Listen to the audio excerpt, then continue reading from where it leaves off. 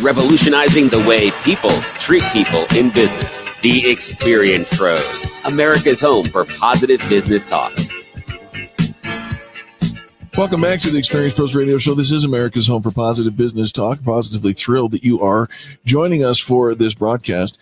Something that our last guest, Kimberly Davis, mentioned that it triggered a reaction in me that is it's the very heart of what Experience Pros is all about and what Angel and I are trying to accomplish here.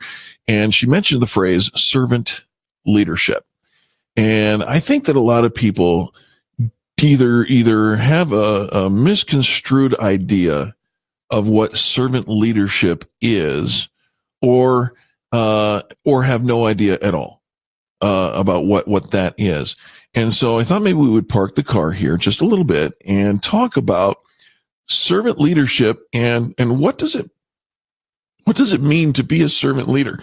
And one could get all spiritual on you, but we don't have to. We can truly keep this in the arena of business talk only and challenge ourselves to raise our game, if you will, to become more servant leadership. And so there's a list of 10 characteristics of servant leaders that I found that I want to share with you. But more to the point, the one that I don't see here is the one that I want to lead with. Servant leadership cannot happen without humility. Now that's a big statement.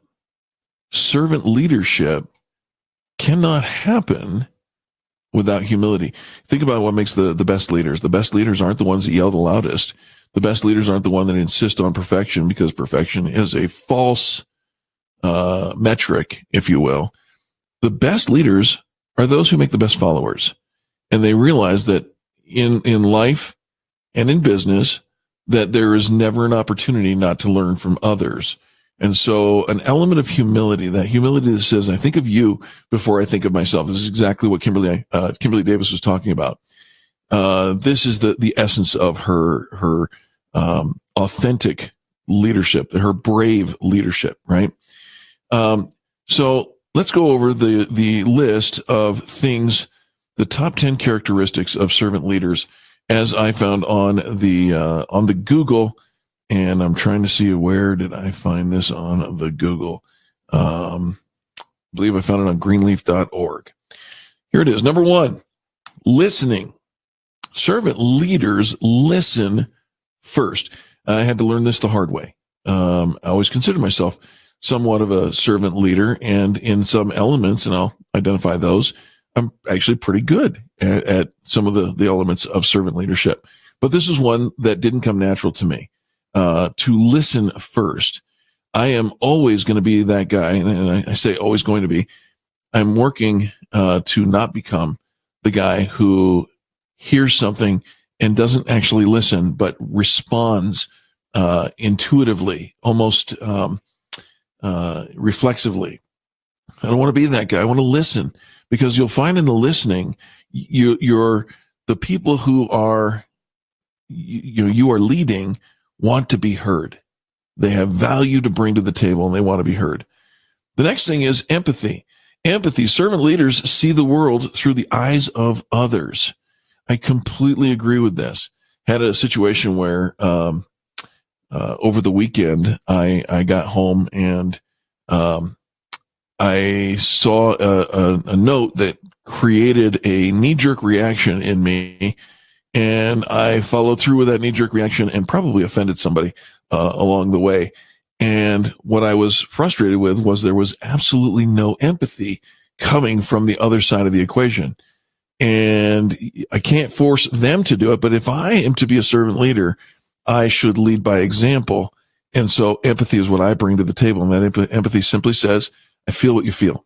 I appreciate that you are feeling where you are, what you're doing. Healing. Servant leaders heal, and they wish to make problems solved. They wish to heal rather than fix. And there's a difference, right? Healing is a process. Healing is typically something that requires multiple layers of intervention, whereas a fix can be MacGyvered. So servant leaders heal. Servant leaders exercise awareness. They are aware of their physical, social, and political environments. And maybe one could go even, one step further and say spiritual environments, the community environments. They are aware, head on a swivel, if you will, and they're constantly monitoring what's happening in the environment. Servant leaders exercise persuasion. They persuade by using gentle, non-judgmental arguments to suggest change. And then we go right back up to the number one. Then they listen. They listen for the feedback. And how does the suggestion of this change affect the community? Servant leaders practice conceptualization. They visualize the big picture.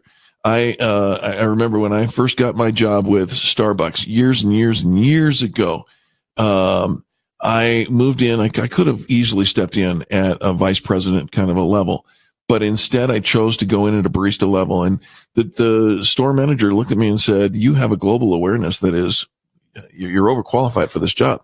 And I said, I know, but let's do this because I want to do it for everybody involved. And that's exactly what we did. Conceptualization. How about foresight?